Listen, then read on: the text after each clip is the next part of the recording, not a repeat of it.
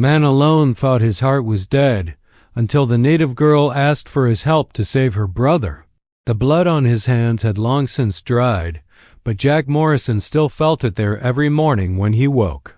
3 years of riding alone through the vast territories of Montana had not washed away the memory of that night in Tombstone, the night everything changed, the night he stopped believing in anything worth fighting for.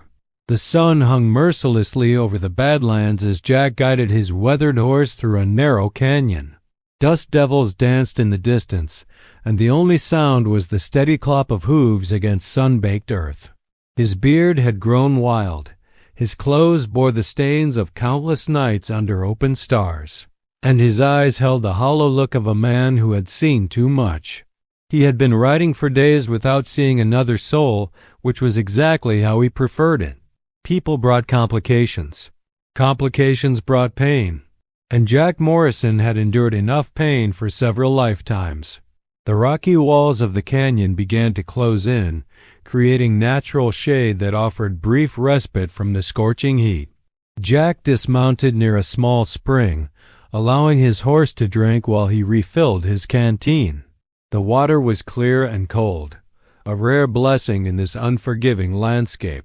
That was when he heard it, a sound that made his hand instinctively move toward the Colt .45 at his hip.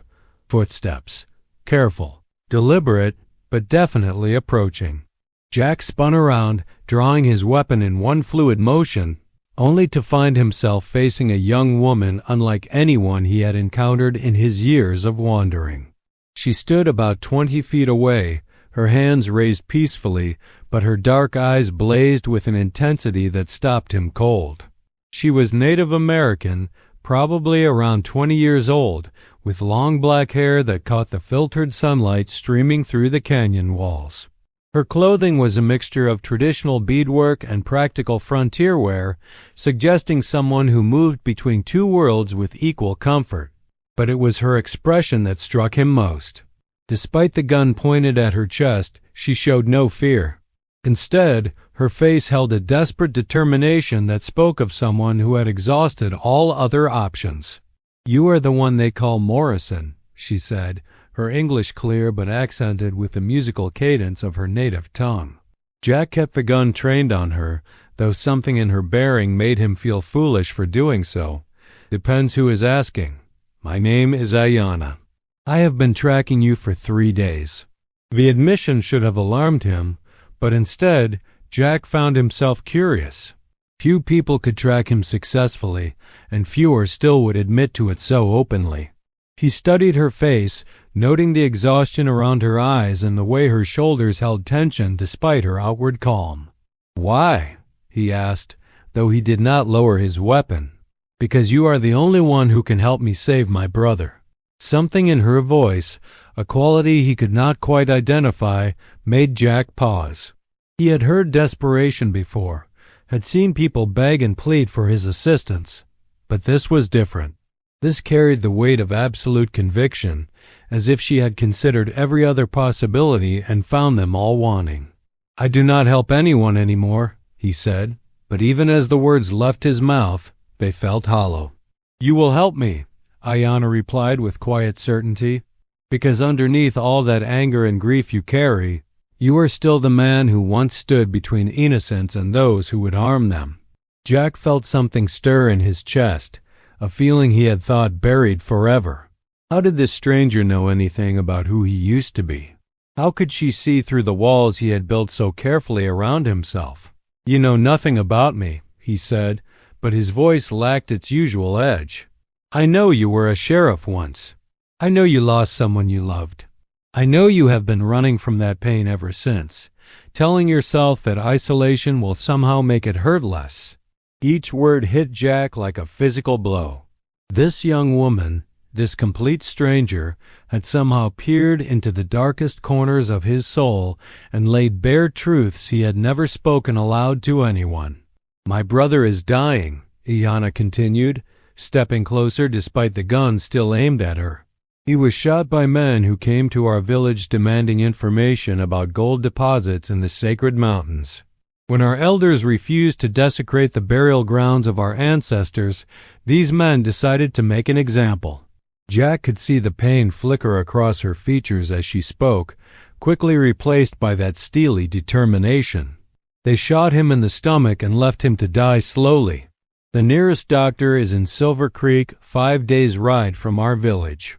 But the same men who shot my brother are waiting there, knowing we will come for help. They want to finish what they started. So find another way, Jack said, though he found himself lowering his weapon slightly. There is no other way. My brother will die without proper medical attention, and I cannot fight 6 armed men alone. But you can. What makes you think I would risk my life for people I have never met? Ayanna moved closer still, close enough that Jack could see flecks of gold in her dark eyes. Because 3 years ago in Tombstone, you risked your life trying to save a family of settlers from a gang of outlaws. You failed, and they died, but you tried. That man, the one who tried, he is still inside you. Jack felt the familiar surge of rage and grief that always accompanied any mention of that night. The family he had failed to protect. The woman he had loved who died because he was not fast enough, not good enough. The children whose screams still haunted his dreams. That man died with them, he said through gritted teeth. No, Ayanna replied softly. That man has been hiding, but he is not dead. She reached slowly into a leather pouch at her side and withdrew something that made Jack's breath catch in his throat. It was a silver star, tarnished with age but unmistakably a sheriff's badge. Not his badge, but one just like it. This belonged to my grandfather, she said. He was a peace officer in the territorial government, working to build bridges between our people and the white settlers. He believed that justice was not about the color of a man's skin or the language he spoke, but about standing up for those who could not stand up for themselves. Jack stared at the badge, memories flooding back unbidden.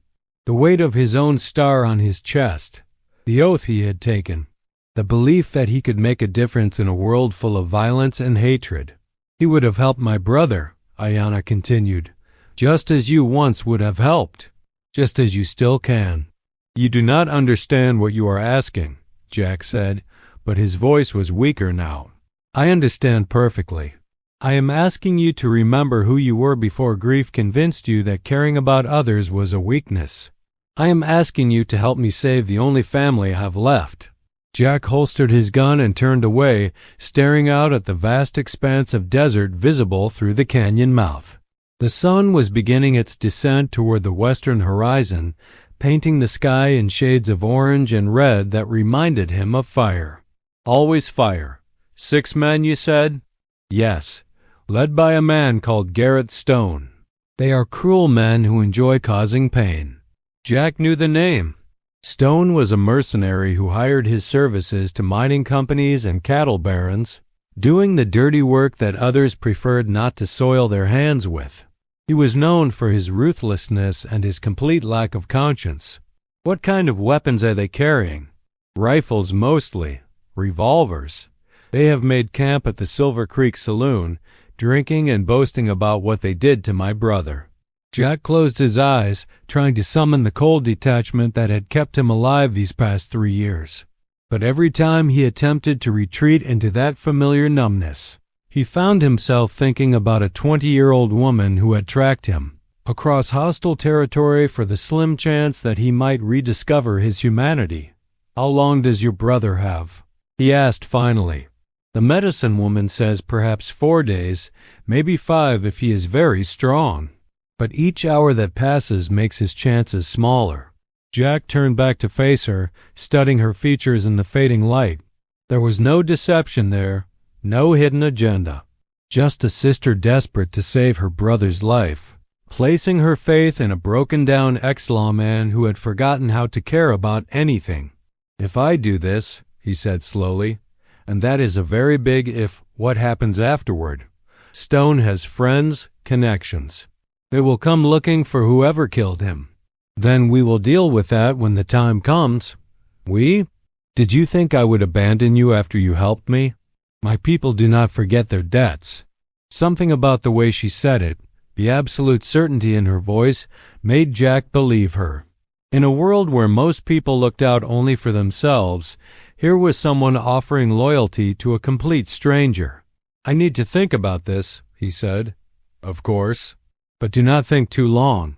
Every minute we waste brings my brother closer to death." She turned to leave, then paused and looked back over her shoulder. "There is a place about 2 miles north of here where the canyon opens into a small valley. I will wait there until sunrise. If you decide to help, bring whatever supplies you think we will need for the journey. And if I decide not to help, then I will ride to Silver Creek alone and do what I can. My brother will not die while I still draw breath, even if saving him costs me my own life." Jack watched her walk away, her figure gradually disappearing into the gathering shadows of the canyon. He should have felt relieved. She was no longer his problem. He could mount his horse and ride in the opposite direction, returning to the solitary existence that had insulated him from the pain of caring about others. But as he made camp beside the spring, building a small fire to ward off the desert chill, Jack found that peace eluded him. Every time he closed his eyes, he saw Ayana's face, the desperate hope she had tried so hard to hide, the way she had looked at him as if he were still the man he used to be, rather than the hollow shell he had become. He thought about her brother, dying slowly from a gunshot wound while his sister risked everything to find help. He thought about Garrett Stone and his men, laughing in a saloon while a young man's life ebbed away. He thought about the oath he had once taken, the promise to protect those who could not protect themselves. The fire crackled and popped, sending sparks up into the star-filled sky. Jack pulled his blanket closer around his shoulders and tried to convince himself that this was not his fight, that he owed these people nothing, that getting involved would only lead to more pain and death.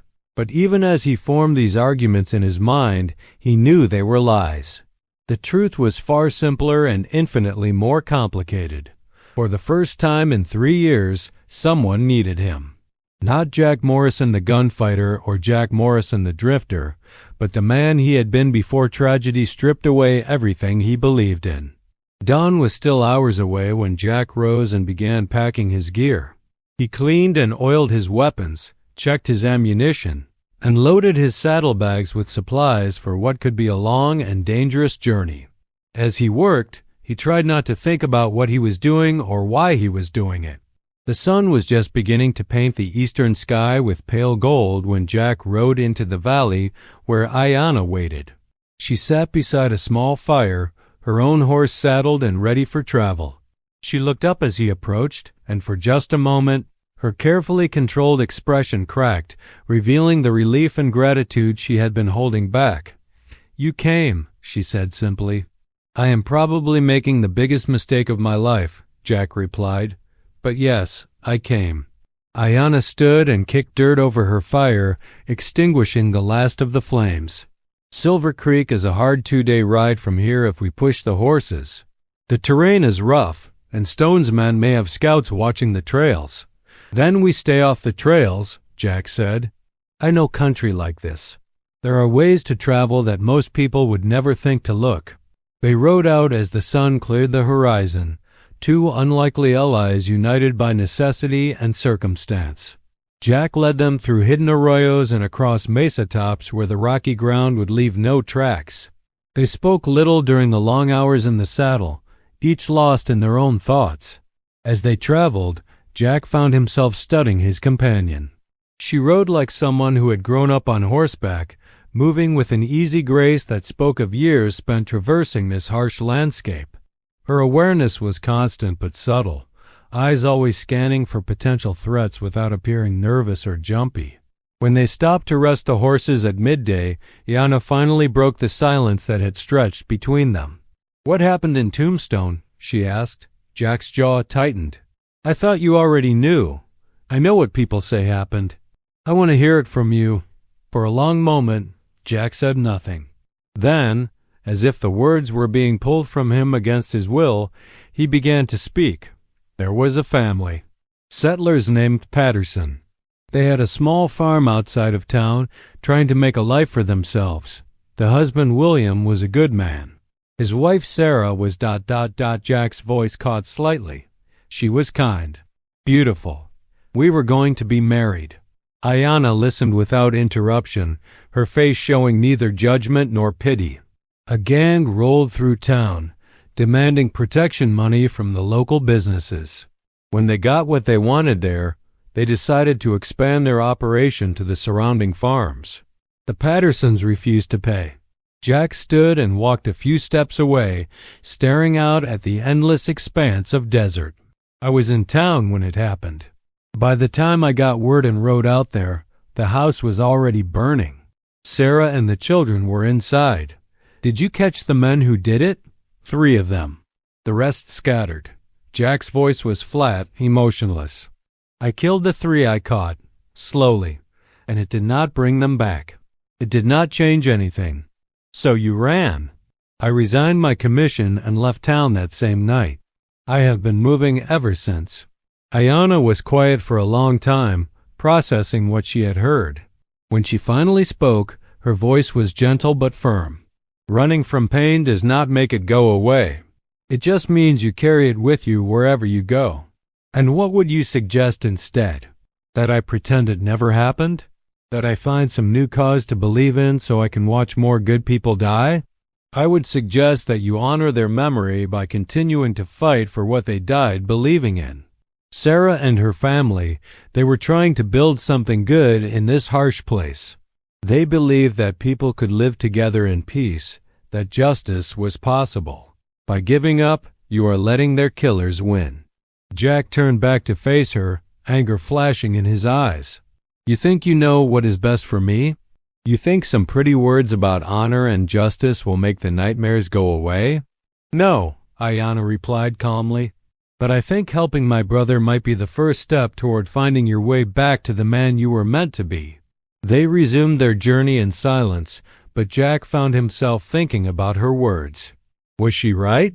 Had his self-imposed exile been a form of cowardice, a way of avoiding the risk of caring about people who might be taken away from him? As the afternoon wore on, the landscape began to change.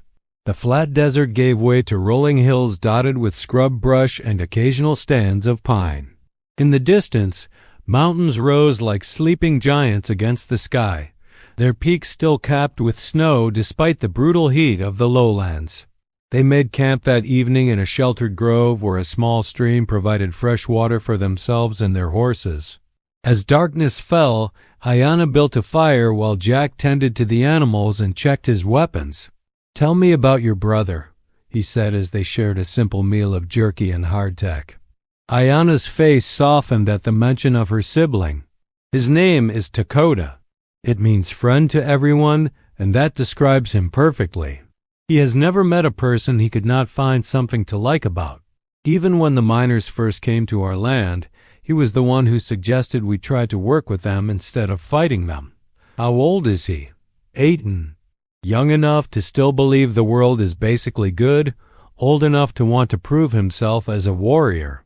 It is a dangerous combination. Jack could hear the affection in her voice, mixed with the fear she tried so hard to hide. What did he do when Stone and his men came to your village? What any young man would do when strangers threatened his people. He stepped forward to stand with the elders, even though he was afraid. Stone shot him for that courage. They sat in silence for a while, watching the flames dance and listening to the night sounds of the desert. Coyotes called to each other in the distance, their voices carrying across the vast emptiness. Why did you really come after me? Jack asked eventually.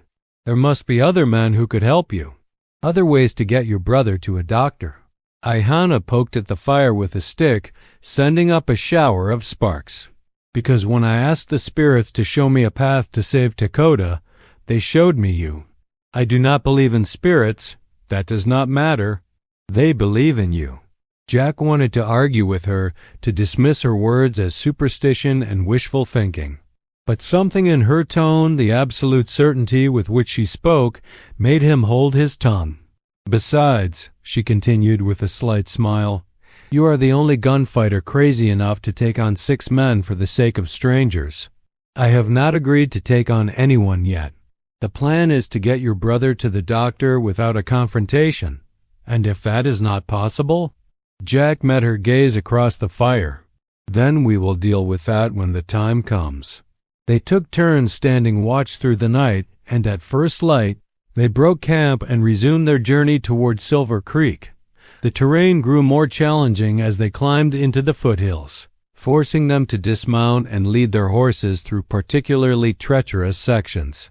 By afternoon, they could see smoke rising in the distance, marking the location of the frontier town that was their destination. Jack called a halt while they were still several miles away, using field glasses to study the settlement. Silver Creek was typical of boom towns throughout the territory. A single main street lined with hastily constructed buildings, side streets that were little more than dirt paths, and the constant bustle of people seeking their fortune in the harsh frontier. The doctor's office would be easy enough to find, but getting there without being spotted by Stone's men would be considerably more difficult. "There," Ayanna said, pointing to a cluster of horses tied outside the largest saloon. "Those are their mounts." Jack studied the animals through his field glasses. Well-fed and well-equipped, bearing the kind of expensive tack that spoke of men who took their business seriously. "How many did you say there were?" "6, including Stone himself." "I count 7 horses." Ayanna frowned, taking the glasses to look for herself. After a moment, she lowered them with a troubled expression. "They must have recruited someone else. Or perhaps they were expecting us." The possibility that they were walking into a trap had occurred to Jack, but he kept the thought to himself. Whether it was 6 men or 7, the odds remained heavily stacked against them. "We wait until dark," he decided. "Then we circle around and come at the town from the north. If we can get your brother to the doctor without being seen, we might be able to avoid a fight altogether." But even as he spoke, Jack was checking his weapons and mentally preparing for the confrontation he increasingly believed was inevitable.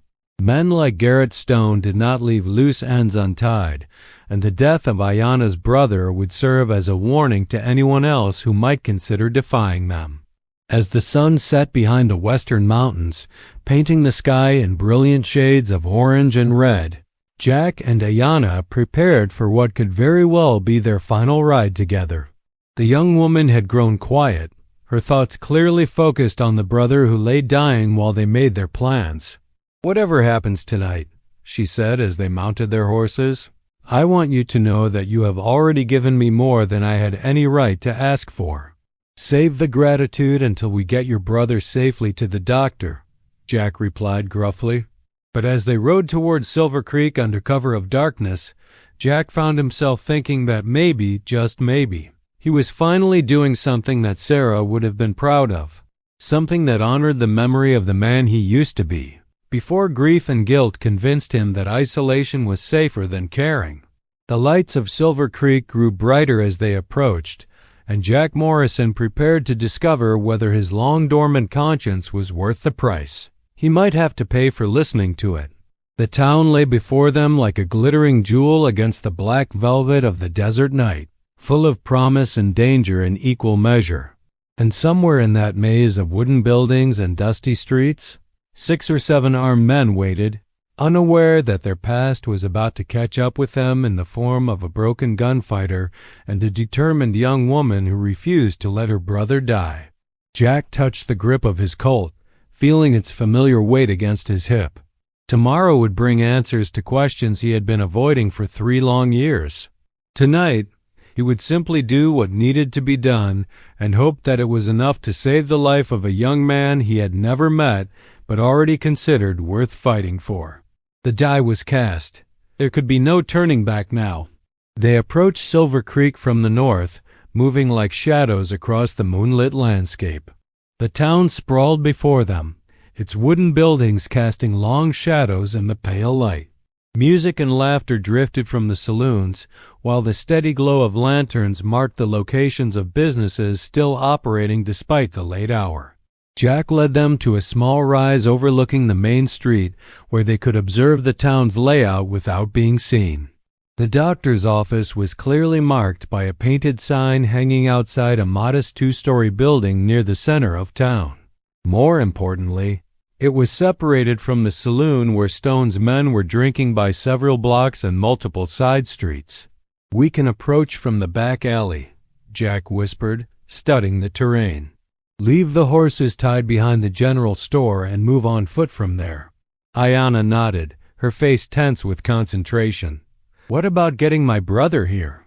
The village is still half a day's ride from town. We secure the doctor first, make sure he is willing to help. Then we send word to your people to bring your brother here under cover of darkness tomorrow night." It was a solid plan, but Jack knew that even the best plans rarely survived contact with reality.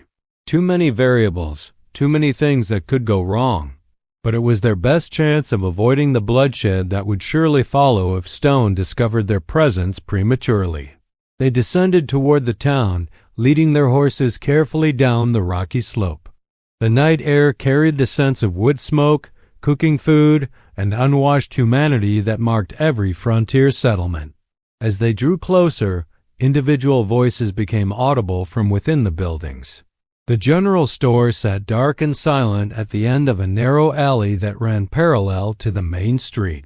Jack and Ayanna secured their horses behind the building, then checked their weapons one final time before beginning the careful journey toward the doctor's office. Moving through the shadows between buildings, they could hear Stone's men clearly now. Rough voices boasting about their exploits, punctuated by bursts of drunken laughter. The sound made Jack's jaw clench with anger, knowing these men were celebrating the shooting of an innocent young man. They reached the rear of the doctor's office without incident. A single window glowed softly on the second floor, suggesting the physician was still awake. Jack tested the back door and found it unlocked, a common practice in frontier towns where medical emergencies could arise at any hour.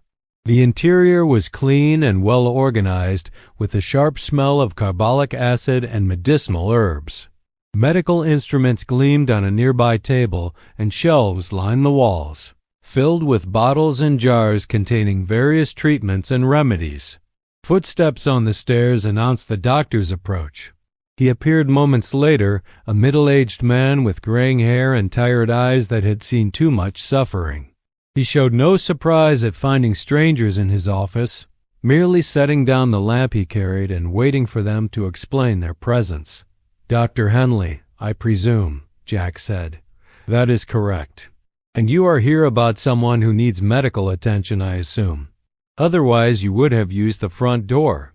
"A young man was shot in the stomach 2 days ago," Ayanna said, stepping forward. "He needs surgery to remove the bullet and treat the wound." Dr. Henley studied her face in the lamplight, taking note of her Native American features. His expression grew cautious. "And where is this patient?" "In a village about 12 hours' ride from here. We need you to come with us." "I am afraid that is impossible. I cannot leave my practice unattended, and traveling to remote locations is extremely dangerous these days." Jack stepped closer, his voice carrying quiet authority. "Doctor, there are men in this town who shot that young man specifically to prevent him from receiving medical treatment. If we bring him here, those same men will try to finish what they started. Then you are asking me to involve myself in what sounds like a personal dispute. I cannot do that." "You can and you will," Ayanna said firmly, "because that is what doctors do.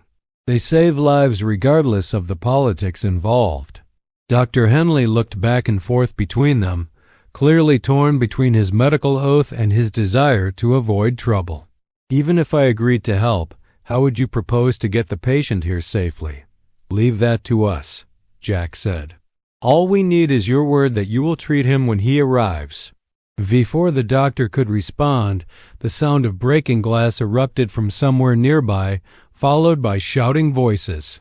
Jack moved quickly to the front window and peered through the curtains. In the street below, a crowd was gathering around 2 men who appeared to be engaged in a heated argument. But what caught Jack's attention was not the fight itself, but the 7 men who had emerged from the saloon to watch the entertainment. Even in the dim light, He could see that they were well armed and carried themselves with the confident swagger of professional killers. Garrett Stone was easy to identify. Tall and broad-shouldered, with a carefully groomed beard and expensive clothing that marked him as a man who profited from violence. He stood slightly apart from his men, observing the street fight with the detached interest of someone evaluating potential threats. "They are coming this way," Jack said quietly. Ayanna joined him at the window, her face paling as she recognized the men who had shot her brother. "All of them?" "No, just Stone and 2 others. The rest are staying with the crowd." Jack turned to Dr. Henley, who had grown noticeably pale. "Is there another way out of here?" "The back stairs lead to an alley that connects with the street behind the church." "Good, we are leaving now. But first, Doctor, I need your answer. Will you help us or not?" Henley looked at the approaching men, then at Ayanna's desperate face, then at Jack's steady gaze. Finally, he nodded. "Bring the patient here tomorrow night after 10 o'clock. I will be ready." Jack felt a surge of relief, but it was short-lived. Stone and his men had reached the front of the building and were testing the door. When they found it unlocked, they would be inside within moments. "Go," Jack whispered to Ayanna. "Take the back stairs and get to the horses. I will meet you there. I am not leaving you. This is not a discussion. Go now before they get inside." For a moment, it looked like Ayanna might argue further. Then she nodded curtly and disappeared toward the rear of the building. Jack heard her light footsteps on the back stairs as Stone's voice grew audible from the front entrance. "Doctor, we need to have a conversation."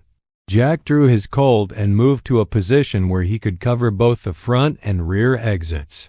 If Stone's men split up to search the building, he would have to choose which group to engage first. Either way, the chances of getting out without a fight were diminishing rapidly. Stone's boots echoed on the front stairs, accompanied by the heavier tread of his companions.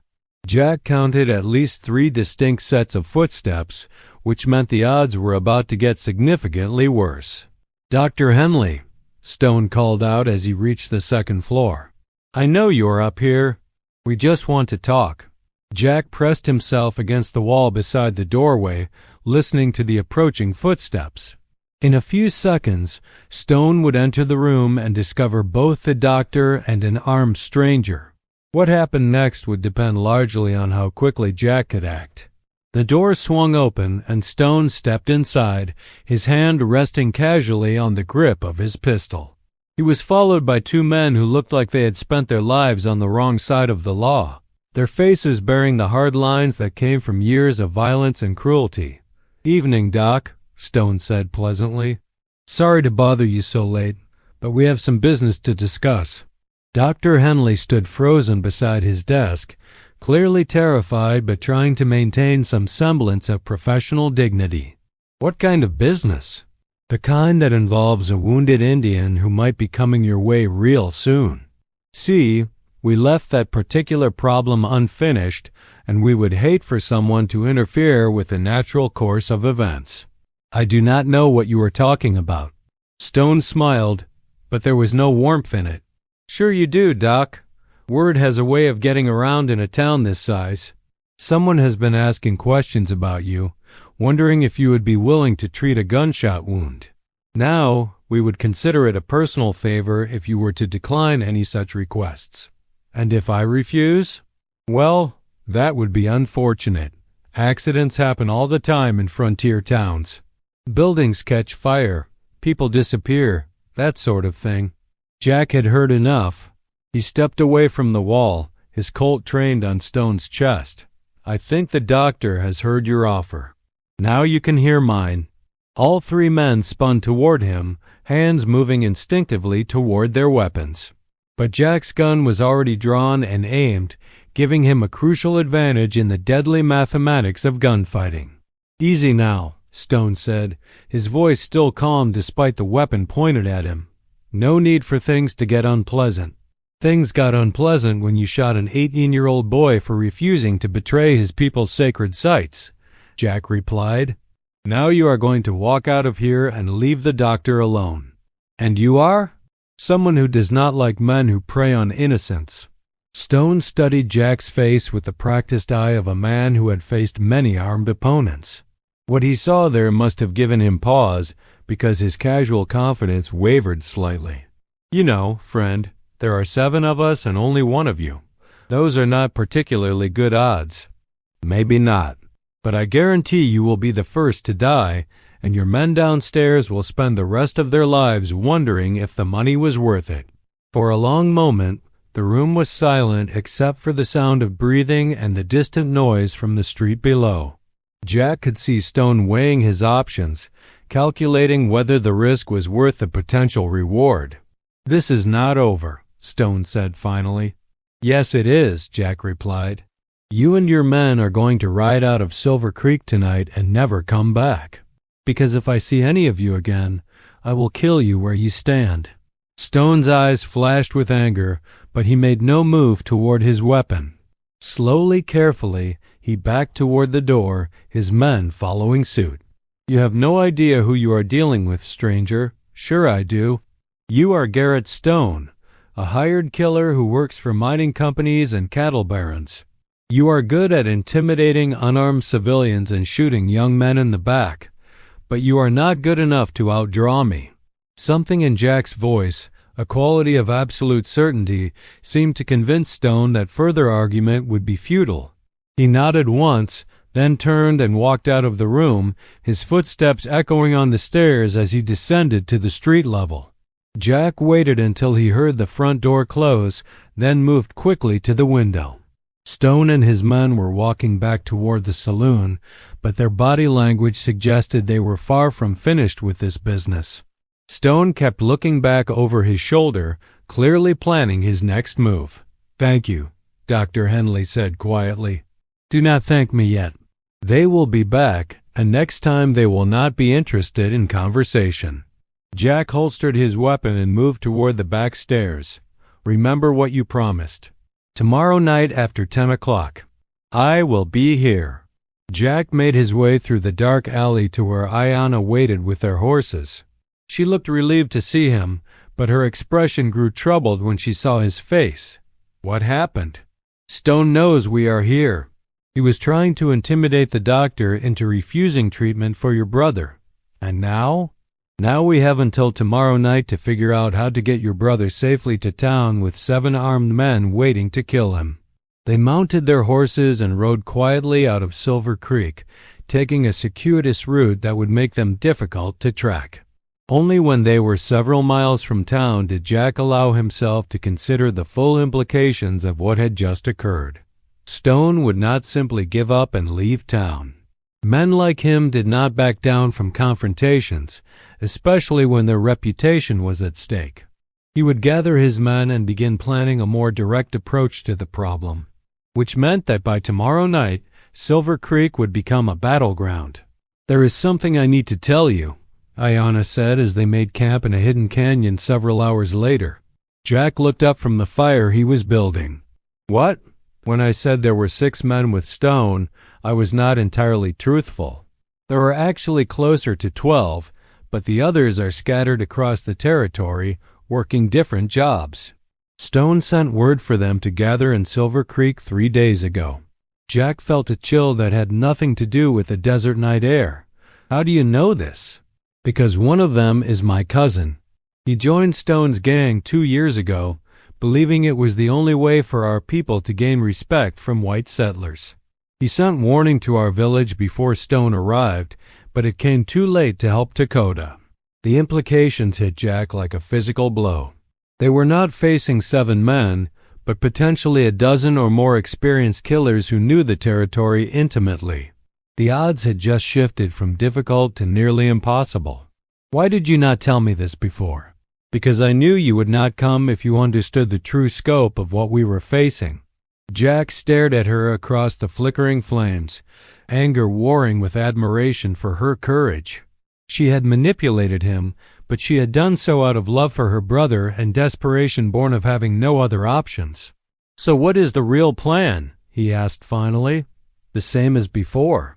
Get Dakota to the doctor and hope we can keep him alive long enough for his wounds to heal." "Against 12 men?" against however many stone brings. My cousin says he is growing tired of the killing, but he wants to find another way. Perhaps he will help us." Jack shook his head, but he was smiling despite himself. "You are either the bravest woman I have ever met or the most foolish. Perhaps both." As they settled in for the night, Jack found himself thinking about the man he had been 3 years ago. That man would have seen this as an impossible situation and looked for alternatives. But that man had also believed in justice and the responsibility to protect those who could not protect themselves. Maybe Ayanna was right. Maybe the man who had tried to save Sarah and her family was not dead after all. Maybe he was just buried under 3 years of grief and guilt, waiting for the right moment to emerge. Tomorrow would bring the final test. Tomorrow, Jack Morrison would discover whether redemption was possible for a man who had given up on everything worth fighting for, and whether love for family could triumph over professional killers who saw other people's lives as obstacles to profit.